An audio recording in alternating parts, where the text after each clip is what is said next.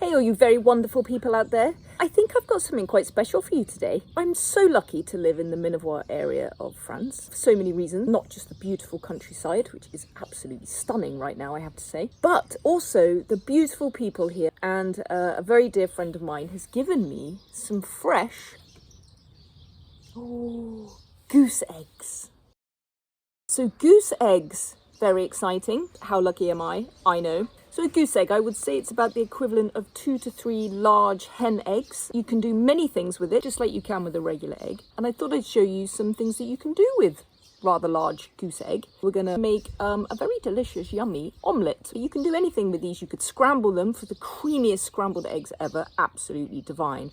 And can you imagine the most amazing homemade pasta with a little beastie like this? Would be just stunning. So yeah, we're going a bit rustic today. So I hope you enjoyed this one. We're going delicious omelette, goose egg styley. So let's go, come and join me. Let's see how it's done.